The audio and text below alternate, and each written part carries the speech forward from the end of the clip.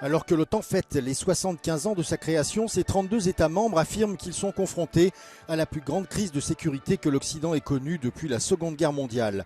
À Washington, l'OTAN devrait donc annoncer de nouveaux engagements en faveur de la sécurité de l'Ukraine, mais ne proposera pas à Kiev d'adhérer à l'Alliance, ce qui, selon de nombreux observateurs, permettrait pourtant de garantir sa sécurité.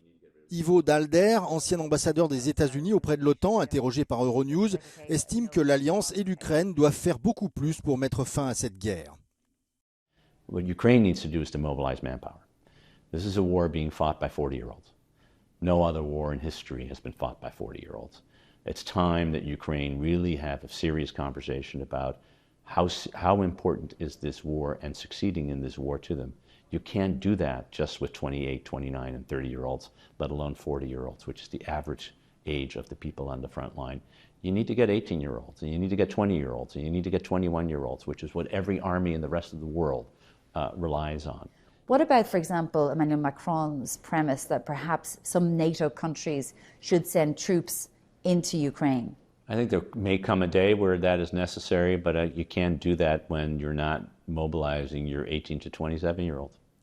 It's very hard to ask a mother or a father, a husband or a wife, a sister or a brother to send their sons and sisters and daughters to war to fight in a country which is not willing to mobilize its own people under the age of 25.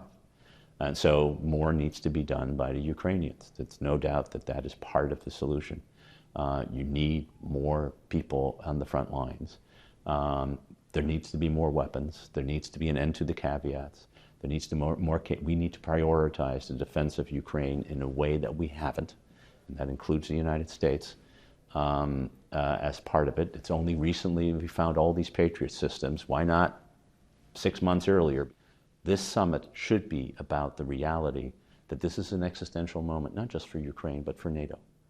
For NATO to exist next year and the year after, Ukraine must succeed.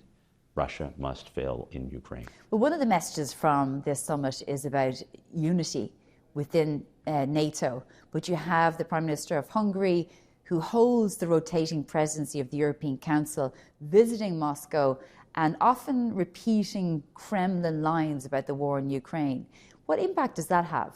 Orbán is too small and too insignificant to be a real threat to Western security. He's been at this for a good 2+ years now.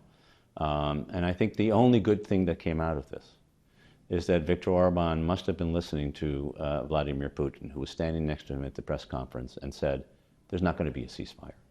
There's not going to be an end to this war unless and until we get all the territory that we demand.